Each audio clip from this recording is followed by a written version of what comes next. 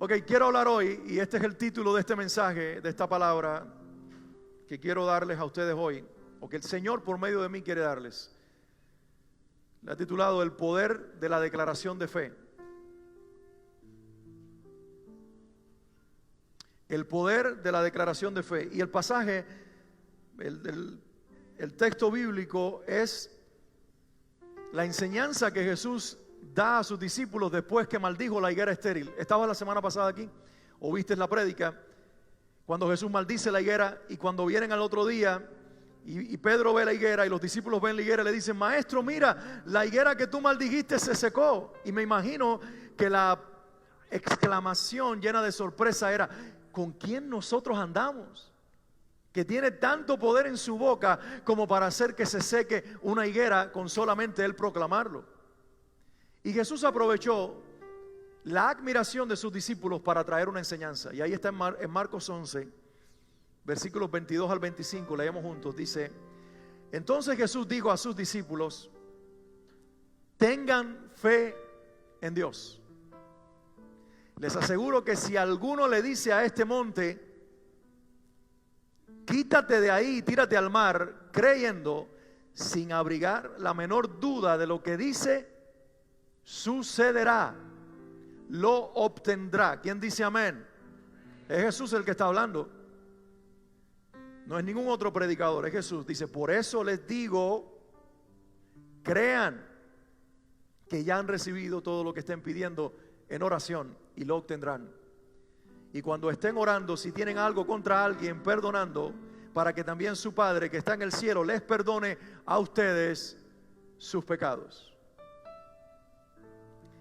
En las últimas décadas, y debo decir que más o menos desde 1950 hasta la fecha, la iglesia ha estado en una discordia y en un problema por el tema de la fe y de la declaración de fe. A lo mejor ustedes están ajenos, pero muchos de los que acostumbran en las redes sociales o en la internet, en YouTube, de navegar, escuchando predicadores, se encuentran que cuando se trata este tema hay opiniones encontradas.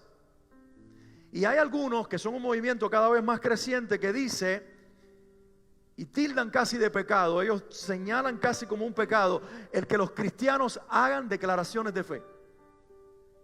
Ellos dicen que no se puede declarar nada en fe con la boca, porque eso es una demostración de altanería y de orgullo de un grupo de personas que están equivocadas. Del otro lado del espectro de la iglesia está el otro movimiento que dice: ustedes son un montón de incrédulos fríos.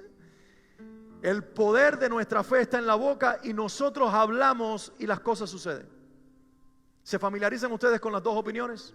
De hecho, yo quiero ponerles ejemplo en esta mañana de los dos criterios, reservándome los nombres de los escritores, porque son personas muy conocidas y quizás algunos de ustedes los identifiquen, y yo no estoy aquí para denunciar a nadie. Voy a usar simplemente el ejemplo y sin tan siquiera hacer un juicio de valores de lo que ellos trataron de publicar. Pero el primer ejemplo, el artículo se titula ¿por qué usted no debería declarar nada?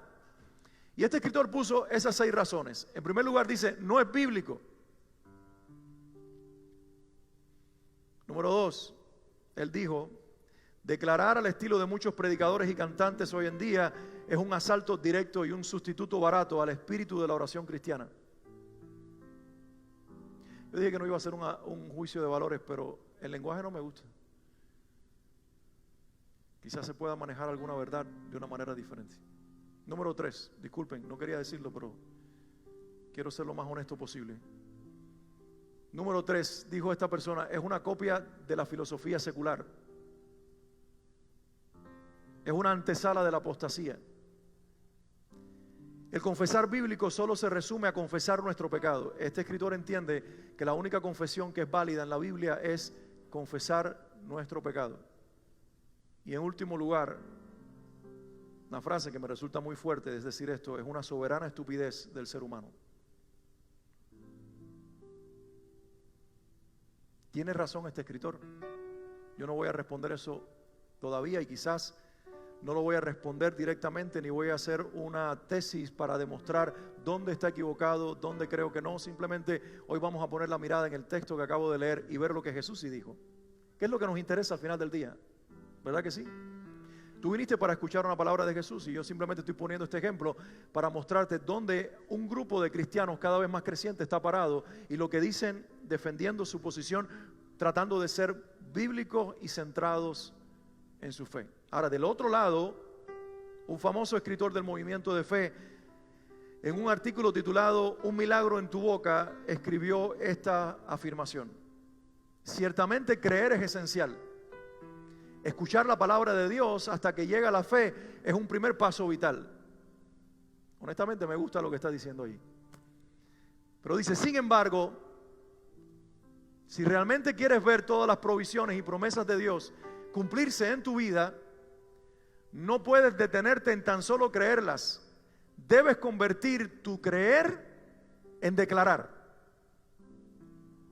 Una vez más, no pretendo contestar ahora ni hacer un juicio de valores de lo que esta persona está diciendo. Solamente lo pongo como un ejemplo contrario al anterior y una posición diferente dentro de la misma iglesia cristiana evangélica en los Estados Unidos y globalmente. Otro exponente del mismo criterio, del mismo movimiento, dice lo siguiente: ¿cuánta gente cuando despierta en la mañana se miran al espejo y lo primero que dicen es, ya estoy viejo? Cuando deberían decir, soy una creación admirable. Eso yo lo creo, de verdad que soy una creación admirable. ¿Y ustedes también? Amén. Lo segundo no estoy muy convencido, soy atractivo. Dice, y en tercer lugar deberían decir, estoy rejuveneciendo. Si hablas así, Dios renovará tu juventud. Iglesia, ¿puedo hacerte una pregunta hoy? ¿Puedo pastorear una iglesia madura espiritualmente? ¿Puedo pastorear una iglesia que no tome posturas extremas en el cuerpo de Cristo y que por amor a la verdad niegue lo que sí Jesús enseñó? Que creo que es el primer ejemplo. O por amor a la fe, llevemos a extralimitar la fe al punto de pretender nosotros cambiar los procesos establecidos por Dios. Saben, Pablo decía, este cuerpo, esta casa temporal se va desgastando, pero tenemos una morada celestial en los cielos que mientras esta se va desgastando, y así hablaba de la vejez, la otra se va renovando hasta encontrarse con su Señor. Y hablaba de dos realidades. Hablaba de la realidad de un cuerpo que sí envejece, pero de una vida que sí es renovada espiritualmente en el poder del Señor. Y cuando nosotros escuchamos eso, aprendemos a declarar esto: aunque mi cuerpo vaya envejeciendo, mis fuerzas en Cristo se pueden renovar, y a pesar de mi ancianidad y de mis años, Cristo glorificarse en ellos.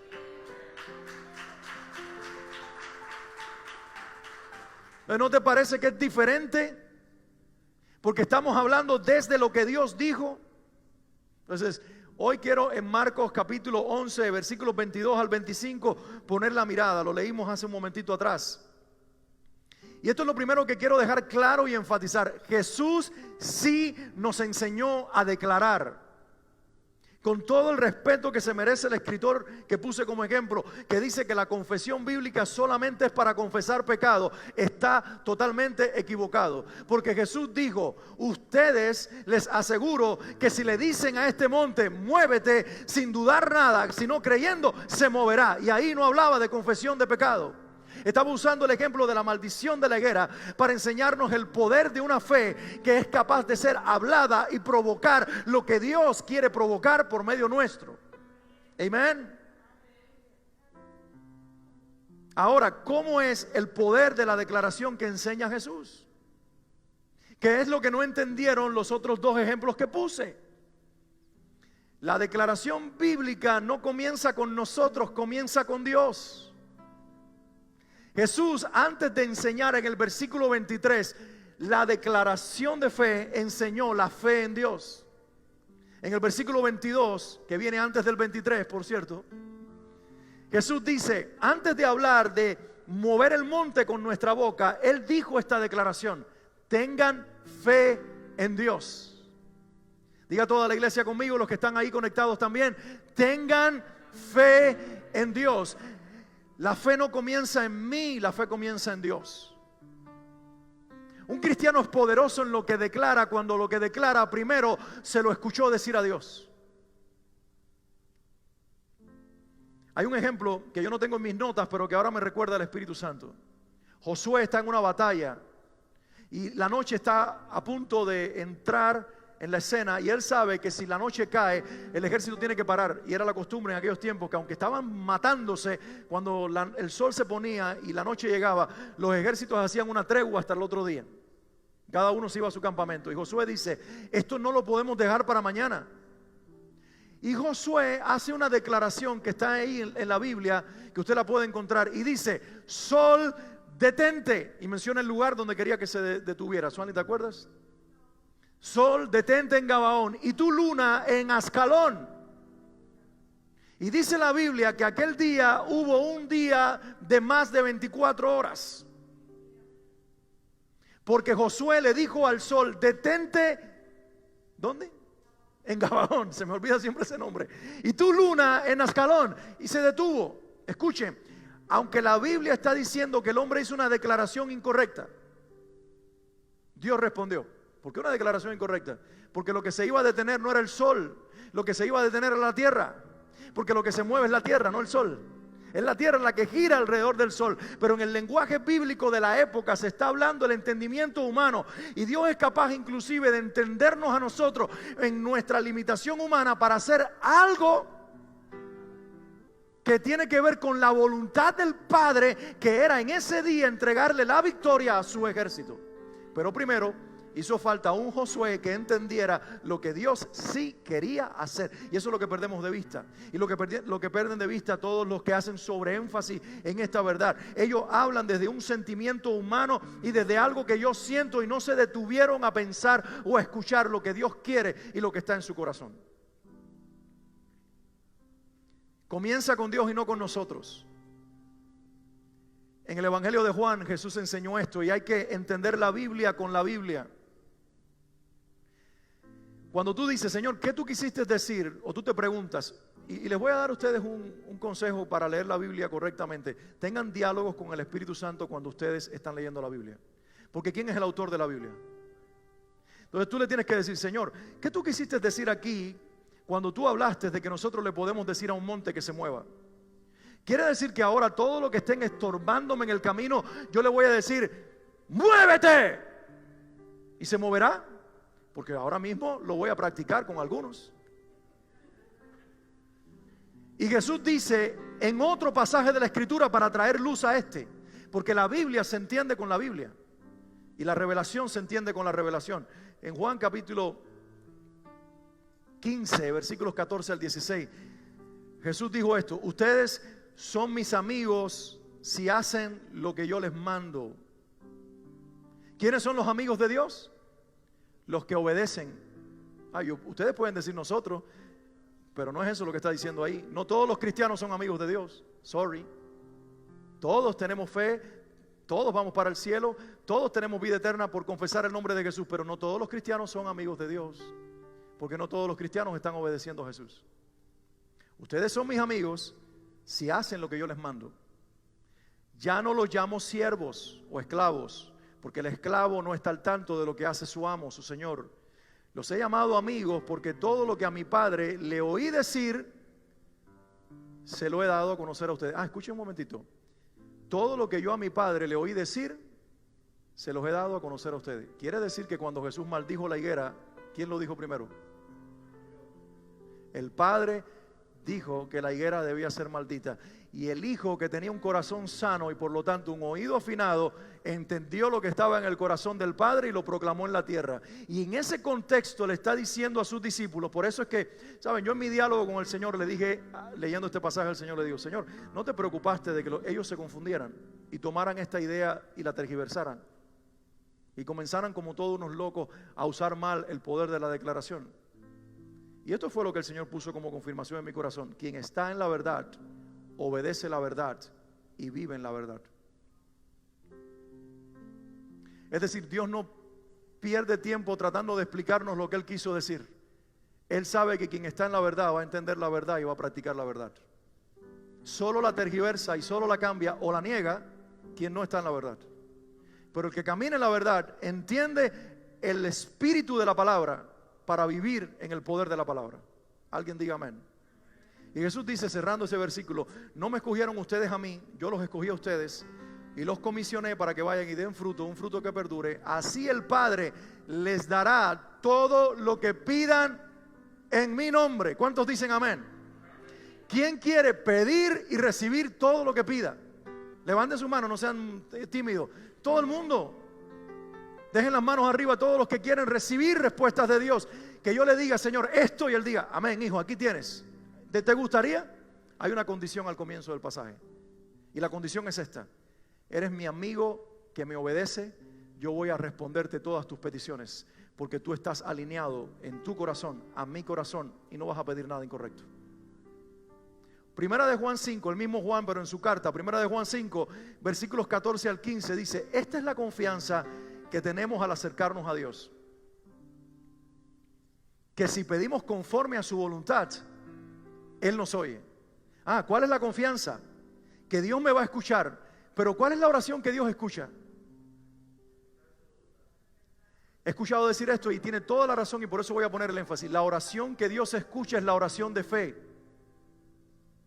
La oración que Dios escucha es la oración de fe. Dilo conmigo para que se te grabe esto.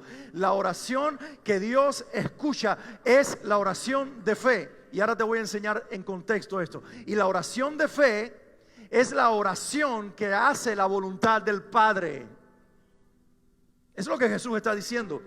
Tengo esta confianza que voy a pedir conforme a su voluntad y Él me va a escuchar.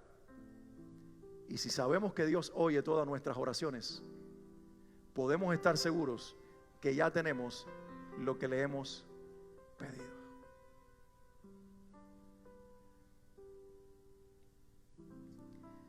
Jesús está en Getsemaní. El Señor dobla sus rodillas, deja a Pedro, a los muchachos, los tres que estaban acompañándolo a un rincón. Ellos se duermen. ¿Ustedes conocen la historia? Jesús está doblado en una roca. El momento es estresante, que dice que se mezcla con sudor, sangre. Y eso solamente ocurre cuando en un nivel de estrés exagerado a alguien se le rompen los vasos capilares y se mezcla con el sudor. Jesús está en un momento de tensión porque Él ya sabe por adelantado lo que le va a pasar. Por eso tú y yo no deberíamos estar tan preocupados con respecto al futuro, porque a lo mejor nos aterraría conocer las cosas que vienen de camino. Vive tranquilo en el presente. Bástale a cada día su propio afán. Pero Dios, que sabe el presente como el futuro, ahí está en carne y hueso diciendo, yo sé lo que viene, pero estoy a punto de ir a esa cruz. Y lo que más me aterra no es la cruz. Lo que más me aterra es que mi Padre por primera vez va a estar separado de mí. Él sabe que una de sus exclamaciones en la cruz va a ser Elí, Elí, lama sabactani, que quiere decir, Dios mío, ¿por qué me has desamparado? Él sabe que el Padre va a derramar copa de ira sobre él, que estaba destinada para toda la humanidad. Y Jesús ora y dice, Padre, si es posible que pase de mí esta copa. La copa no es la cruz. La copa es la ira de Dios que fue derramada sobre él en la cruz, anunciada en el Antiguo Testamento. Y él dice, Padre, que pase de mí esta copa. Y de momento dice, pero que no se haga mi voluntad, sino la tuya. ¿Alguna vez tú has orado y comenzaste pidiendo lo que estaba en tu corazón y en el camino el Espíritu Santo te enderezó la oración? Porque eso nos enseña a un Dios que quiere darnos la libertad de pedir lo que está en nuestro corazón, pero que quiere que nosotros tengamos la disposición de Él enderezarnos la petición para que terminemos pidiendo lo que Dios sí nos va a conceder. Padre, que no se haga mi voluntad sino la tuya. El Espíritu Santo le dice, hijo, tú sabes que si tú no vas a la cruz, no hay vida después de la muerte. Tú sabes que si tú no vas a la cruz, el diablo le ganó la batalla a la humanidad. Tú sabes que si tú no vas a la cruz, no tienes hermanos esperándote en la casa del Padre que se sienten en el banquete que se va a celebrar en poco tiempo. Si tú no resucitas, no hay poder sobre la muerte. Y para que tú resucites, primero tienes que morir. Y tiene el Padre que abandonarte. Jesús, esa es la voluntad del Padre. Y en ese diálogo divino el Hijo dice que no se haga mi voluntad, sino la tuya. Y ahí descubrimos que orar y declarar en fe tiene que ver con aprender a amar y a desear los deseos del corazón de nuestro Padre y hacerlo nuestra petición. Cuando tu placer es la voluntad del Padre, pide lo que tú quieras que te será concedido. Declara lo que tú quieras que el Padre ya lo dijo y será en el nombre de Jesús. Pastor, tengo que pedir confirmación para orar por una persona que está endemoniada. ¿Es tu voluntad liberarlo o no? El Señor dijo, y les he dado poder para echar fuera demonios. No tienes que pedir confirmación, libéralo en el nombre de Jesús. Pero a lo mejor la persona no quiere ser liberada. Ese es su asunto. El tuyo es practicar autoridad. Pastor, tengo que pedirle al Señor permiso para orar por la sanidad de una persona. Él dijo, oren, pónganle las manos encima, oren por su sanidad. Pero no todos se sanan. That's not your business. Eso es de Dios. Y deberíamos orar con agradecimiento en nuestro corazón. Padre, cualquiera que sea tu voluntad, que sea hecha. Y si llegó el momento de llevarte mi hermano al cielo, mi madre al cielo, mi padre al cielo, amén. Pero si tú quieres todavía dejarlo sobre la tierra porque tienes un propósito, Padre, sánalo de manera tal que la enfermedad ahora se vaya en el nombre de Jesús. Y Él lo hace. Dice Santiago, el hermano del Señor, dejándolo bien claro, práctico como es Santiago. Lo estoy enseñando los miércoles ahora. Y dice Santiago 4, no tienen porque no piden. Aquí hay una clave. Muchas de las cosas que tú no tienes, no las tienes porque no las pides. A pedir se ha dicho. Y ahora dice Santiago, ya que los veo que se pusieron los tenis y están a punto de correr, les quiero decir algo. Aun cuando se lo piden, tampoco lo reciben. Pero Santiago, ya yo estaba entusiasmado, a punto de salir corriendo, empezar a pedir un montón de cosas. Y dice, no, ustedes tampoco reciben, no porque no pidan, sino porque piden con malas intenciones. ¿Cómo tú vas a estar pidiendo que, Señor, llévate a mi suegra? Eso no se pide. Estoy hablando de ustedes. Dicen, no piden y no reciben, pero también piden y no reciben porque piden con malas intenciones. Y aquí viene la clave. Ahora Él describe las malas intenciones. Desean solamente lo que les dará placer. Dios no tiene ningún problema con los placeres, pero cuando los placeres están en contra del placer de Dios y lo único que tú pides es, ¿para qué tú estás pidiendo una casa más grande? ¿Para qué tú estás pidiendo una casa más grande? ¿Para alimentar tu ego y mostrar tu poder? ¿Para qué tú quieres un carro diferente? ¿Para que la gente te admire por la marca? ¿O sencillamente porque entendiste que es el deseo del corazón de Dios que tú tengas ese carro porque te va a dar un propósito con ese carro? ¿Para qué tú estás pidiendo? Hay gente que empieza a decir, y yo declaro que ella va a ser mi mujer. Conoce a la mamá primero porque tú no sabes la suegra que tú vas a tener. Tú estás declarando una cosa sin primero preguntar al Señor, ¿es tu voluntad? Tú sabes, yo tuve una novia en la iglesia ya siendo cristiano antes de Swanley. Esto es una confesión hoy de pecado. Swanley no estaba en la escena todavía. Cuando ella llegó fue la dueña de mis miradas a partir de ese entonces. Pero cuando esa muchacha fue mi novia, yo me confundí hasta que conocí la madre. Y yo me di cuenta de que yo no iba a vivir feliz con una suegra como esa, porque tú también te casas con la familia.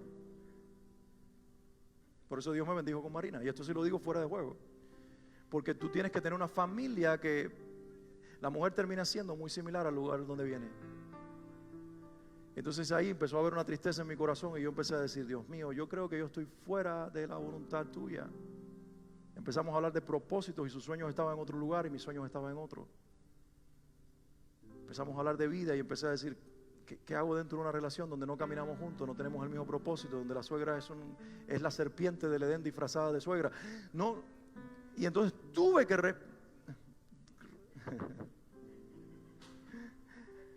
reconocer que me había equivocado.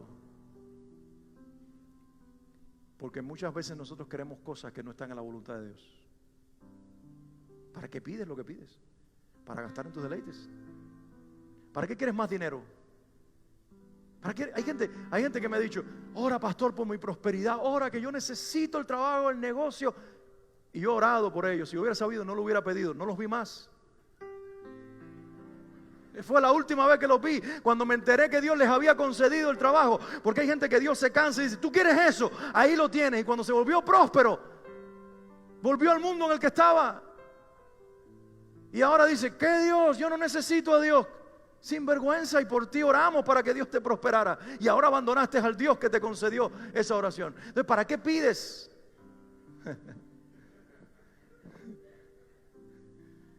Ok, ¿están entendiendo?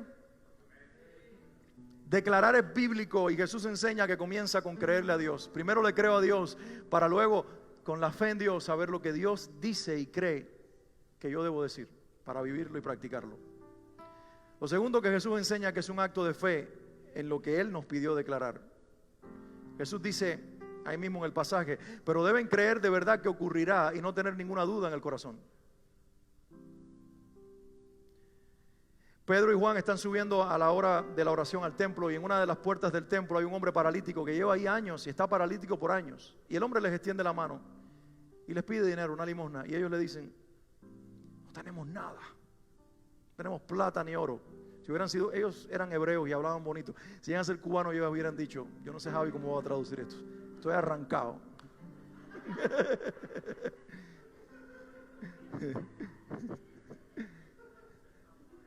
No tengo ni un kilo prieto partido por la mitad. No tenía dinero, pero le dice, no tengo plata ni oro, pero lo que tengo te doy. Tú das de lo que tú tienes. De lo que tengo te doy. En el nombre de Jesucristo de Nazaret, levántate y anda. ¿Y cómo confirmamos que esa declaración era la voluntad de Dios?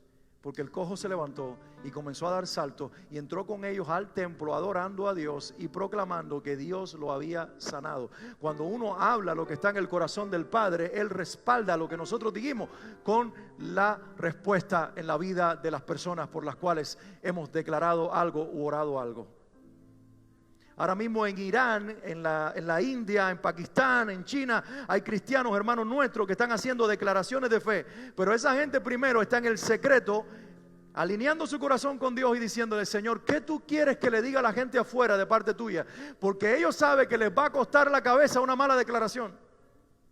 Si tú a un iraní le dices, mi Dios dice esto, y el tipo en vez de sanarse se muere, la familia le dice a los ayatolás, este es un cristiano, mátenlo. Pero si tú se lo sanas, él va a venir a Cristo con toda su familia. Entonces esta gente no está jugando con declaraciones. Esta gente está buscando lo que Dios está diciendo para decírselo a un pueblo que necesita ver a un Dios vivo que todavía sana, libera y restaura.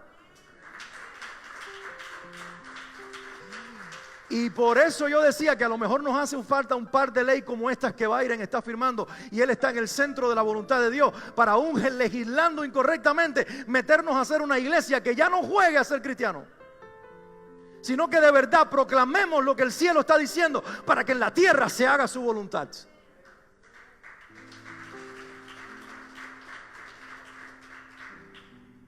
En 2 Corintios 12, Pablo tiene una revelación, o él tuvo una revelación y él empieza a hablar de la revelación. Y es tan grande que hay cosas que él en su visión. ¿Ustedes nunca han leído 2 Corintios 12? Léanlo, es espectacular. Él dice, conozco un hombre, está tan sobrecogido por la experiencia que no puede mencionar que es él. Conozco un hombre que no sé si fue en el cuerpo o en el espíritu, que fue al tercer cielo, al paraíso de Dios. Entonces él dice, la experiencia fue tan tremenda que yo no sabía, el hombre era él, que yo estaba yendo en espíritu o si estaba yendo en cuerpo, porque fue algo que se va de la realidad. Y dice, y vio cosas tan maravillosas que no me fue dado permiso narrarlas ni contarlas. Dice, pero para que la excelencia de la revelación de Dios no me exaltara sobremanera. Si alguno de ustedes está pidiendo tener experiencias sobrenaturales, pídanlas con todo su corazón, pero también estén preparados por lo que viene ahora. A mí no me aterroriza lo que Pablo cuenta allí, al contrario, me ha motivado a decirle, Señor, hazlo, porque entonces ya tengo garantía de que la revelación no me va a llenar de orgullo, porque Pablo dice, para que la excelencia de la revelación no me exaltara o me llenara de orgullo, me fue enviado un mensajero de Satanás que me abofetea el rostro. Y literalmente dice que esto que estaba sucediendo en su vida, que no se sabe qué era y que él lo llama un aguijón en su carne, era un mensajero del diablo que lo avergonzaba. Hablan de una ceguera, hablan de otra dificultad física, hablan de un montón de cosas, no sabemos. Lo cierto es que era un aguijón que lo pinchaba y lo limitaba, y era un mensajero de Satanás que lo abochornaba porque él estaba limitado teniendo tanta revelación. Y dice Pablo esto en 3 ocasiones distintas. No una, no dos, 3. Le supliqué al Señor que me la quitara. Aquí aprendemos de este hombre. Hermano, no está mal cuando algo Dios no te lo responde volver a pedirlo. Pablo dice, yo le pedí 3 veces. Porque el asunto es seguir insistiendo hasta que Dios te responda, aunque la respuesta no sea la que tú estabas esperando. En 3 ocasiones distintas le supliqué al Señor que me quitara ese aguijón. Y Él me dijo. Esta versión dice, cada vez Él me dijo. Las otras versiones dicen, Él me respondió. Yo creo que si el Señor le hubiera respondido la primera vez, Pablo no hubiera pedido las otras 2. Pero bueno, con el respeto de la traducción viviente, leo como dice ahí textualmente. Cada vez Él me dijo, mi gracia es todo lo que necesitas. Mi poder actúa mejor en la debilidad. Así que ahora, escucha ahora, ¿qué pedía Pablo? Quítame el aguijón. Lo humano es permitido pedirlo, pero cuando Dios le revela su voluntad, ¿qué declaración hace? Porque aquí este hombre empieza a declarar algo. Ya no pide, ahora está declarando en fe. Y él dice, así que ahora me alegro en jactarme de mis debilidades, para que el poder de Cristo pueda actuar a través de mí. Y esto es lo que digo, por cuanto soy débil, ahora soy fuerte. Y comienza a hacer una declaración totalmente opuesta a lo que estaba pidiendo. Tú pides desde tu corazón, el Padre te revela su voluntad, y al salir de allí comienzas a declarar en fe lo que el cielo habló, aunque no era lo que estaba en tu corazón.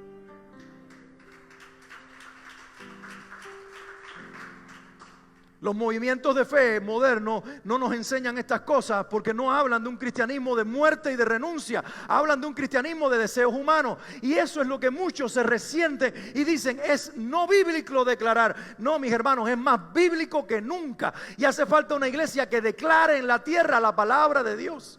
Pero hace falta una iglesia de gente rendida a los pies de la cruz, que no quiera lo que nosotros queremos, sino las copas del cielo, la voluntad del Padre. Y luego que Él nos la revele, nosotros salimos a proclamar lo que el Padre está diciendo, aunque no sea nuestro deseo humano.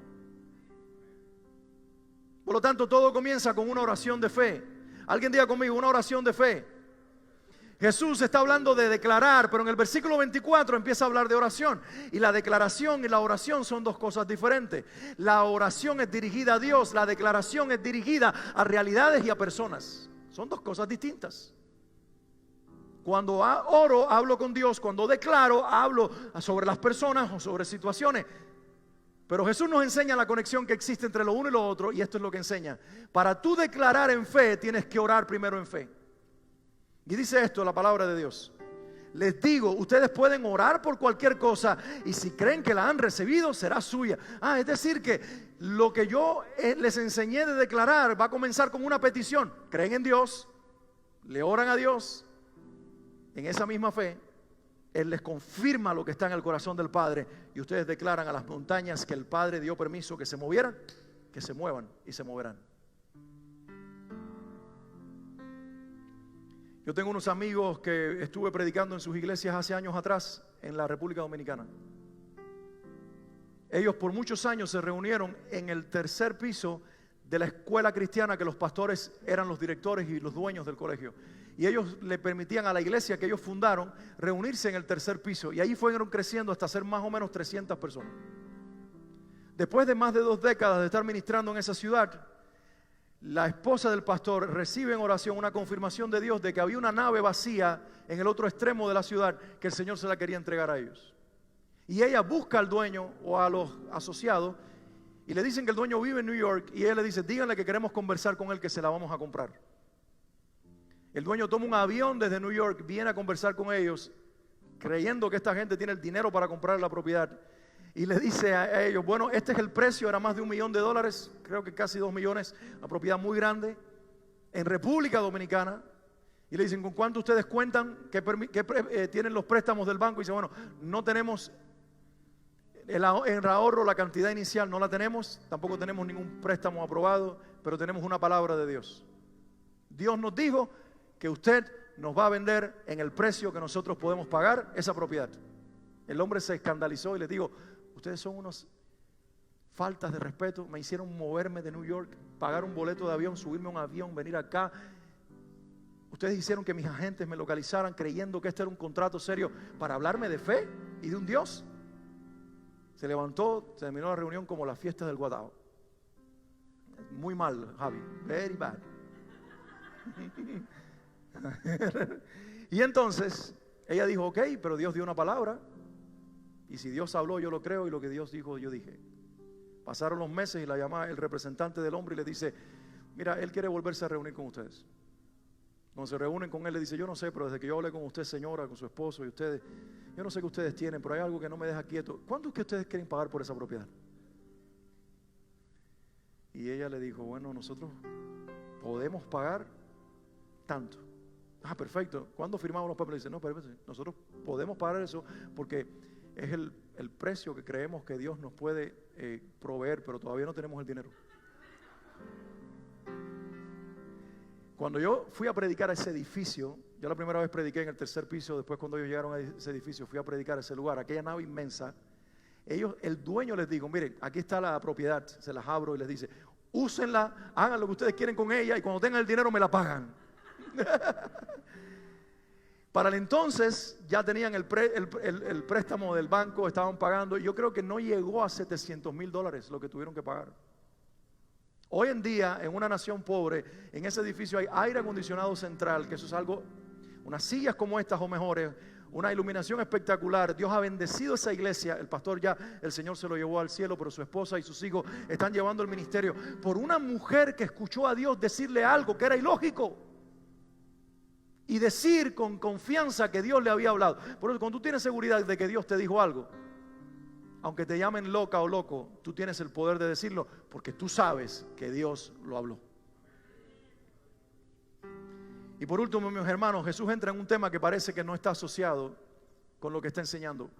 En el versículo 25 Jesús dice que la oración que Él contesta y que después es una declaración de fe, comienza con un corazón sano. Ven lo que Jesús dice en el versículo 25. Y cuando estén orando, si tienen algo contra alguien, perdónenlo. Señor, no entiendo cómo empezamos con una higuera que maldijiste y tú enseñándonos a declarar que los montes se muevan para hablarnos de creer en Dios y de orar en fe. Y ahora estás hablando de perdón. Y aquí Jesús revela la esencia de por qué muchos milagros no ocurren en la iglesia hoy. No tienen que ver con que Dios cambió, porque hay muchos predicadores que dicen, lo que ocurrió es después de la muerte del último apóstol, Juan, se murió Juan, se acabaron los milagros, porque los milagros eran para los apóstoles. No sé qué Biblia leen, pero la mía no dice eso. Y no sé qué historia leen, porque cuando yo leo la historia veo que los milagros acompañaron la historia del cristianismo desde el siglo I hasta el que estamos viviendo. No sé qué Biblia leen cuando dicen que hay dones que desaparecieron, cuando en el siglo II de nuestra era, Crisóstomo y otros padres de la iglesia hablaban de lenguas y de profecías. No sé qué historia leen y qué Biblia leen, pero eso es tema para otra ocasión. Lo que sí puedo decirte es que la enfermedad de la iglesia no puede seguir siendo la razón que detenga el mover de Dios en nuestros días. Y querer nosotros con la teología tergiversada decir que Dios no se mueve porque los tiempos cambiaron y vivimos otra dispensación u otra época del Espíritu Santo, cuando no hay épocas, es una sola y Cristo es el mismo ayer, hoy y por los siglos. Hebreos 13:8. Lo que sí estamos como nunca antes en una generación que como nunca antes tiene enfermedades del alma. Es una generación traumada. Es una generación traumada. Hay niños que los padres le compraban los tenis más caros y se traumaron por eso. Seguramente me lo compraron porque no querían decirme que no me amaban. Entonces tenemos una generación marcada, gente que está siendo herida todos los días o que se cree que está herida. Y mis hermanos, dice la Biblia que la esencia de todo es la falta de perdón. Hay cristianos en la iglesia que no han aprendido a perdonarse a ellos mismos y cesó el poder de Dios en sus vidas porque no se perdonan. Hay cristianos que no perdonan a otras personas y por causa de eso la unción de Dios se fue de sobre sus vidas o no se manifiesta como Dios quiere porque está todavía. Por eso Jesús dice, y esto no es un tema aislado, es la esencia de lo que Él vino a enseñar. Cuando estén orando, si tienen algo contra alguien, perdónenlo. En otro momento dice, tú llegaste al templo con el diezmo Y cuando vas a poner tu ofrenda, te acuerdas de que estás peleado con tu hermano. No entregues la ofrenda. Ve y reconcíliate. Y luego regresa y entrega la ofrenda. Porque el perdón le da poder a lo que tú le das a Dios. Y el perdón le da poder a la unción del Espíritu Santo que está en tu vida. Y permite que el espíritu apagado y entristecido por la falta de perdón y la raíz de amargura sea ahora liberado por el perdón para tomar control de todo lo que tú eres, en especial el alma. Y desde allí gobernarte para que entonces se afine tu oído. Porque esto es lo que pasa. La falta de perdón distorsiona el oído de la iglesia. Y empezamos nosotros a desconectarnos de Dios y a justificar con el performance espiritual que estamos bien con Dios, cuando en realidad estamos totalmente lejos de Dios, porque nuestro corazón no está reconciliado a la manera de Dios. Ustedes no sabían que Dios nos iba a llevar en esa dirección, ¿verdad? Ni yo tampoco. Cuando estaba aquí el Señor metiéndome en la semana en este pasaje, yo dije: ¿a dónde tú nos estás trayendo? La esencia de todo lo que la iglesia necesita hoy comienza con una sanidad interior y con un perdón que quiere derramar el Señor en los corazones, porque nosotros, dice Jesús en una de sus enseñanzas: si ustedes perdonan, yo los perdonaré. Y ahí ese perdón no es para salvación, es el perdón que trae la restauración del mover de Dios en tu vida. Y Él dice: si tú perdonas, así mismo yo te perdonaré y te confesaré delante de mi Padre. Este es uno que tiene el corazón alineado con nosotros y que perdona aún a los que lo matan, a los que lo difaman, a los que lo están haciendo daño. Por lo tanto, Padre, quienes somos nosotros, se manifestará en él o en ella. Aleluya. Santiago, el hermano del Señor, entendiendo esta revelación, dice Santiago 5, 15 al 16: la oración de fe sanará al enfermo, el Señor lo levantará, y si ha pecado, su pecado se le perdonará. Hay enfermedades que son por pecado. Dice: por eso, aquí está el énfasis: confiésense unos a otros sus pecados y oren unos por otros para que sean sanados. ¿Cómo? Que para ser sanados debemos confesarnos los pecados y orar unos por otros. Tienes que venir y abrir tu corazón y dejar ver que había raíz de amargura, de falta de perdón. Y dice: y ahí traeré yo sanidad. Y ahora respuesta: la oración del justo es poderosa y eficaz. Y hemos perdido de vista muchas veces que justo, en el contexto de esa declaración, no tiene que ver solamente con la fe que cree en Jesús, sino con la justicia de obedecer a Jesús, perdonando aún cuando no queremos. ¿Qué retiene tu corazón en rabia, en resentimiento, en amargura? Porque eso está deteniendo un derramamiento de poder del Espíritu Santo en tu vida, y le estás quitando a esta generación el que Dios te use como quiere usarte, porque estás resentido con alguien. Estás resentido con un gobierno, con un político, con un familiar, con un padre, con una madre, con un hijo. Estás resentido contigo mismo. Hay falta de perdón hacia tu propia persona o hacia otro. Hoy es el día de libertad. Hoy es el día de romper estas cadenas. Para que por el rompimiento de estas cadenas de adentro tú puedas ser liberado y se alinee tu corazón y tus oídos y puedas escuchar sin distorsión la voz del Padre, para comenzar a hablar en la tierra y declarar en la tierra el corazón de la voluntad de Dios sin estorbo. ¿Alguien está recibiendo una palabra de Dios en este día? La clave que quiero resaltar con este pasaje de Santiago es esta: es la necesidad de corazones sanos en la iglesia, para que Dios pueda revelarnos su voluntad. Y sin distorsión alguna, esa voluntad entendida y revelada, nosotros podamos con fe proclamarla y activarla en nuestros días, para que Dios siga siendo glorificado en nuestra generación. Quiero que te pongas de pie.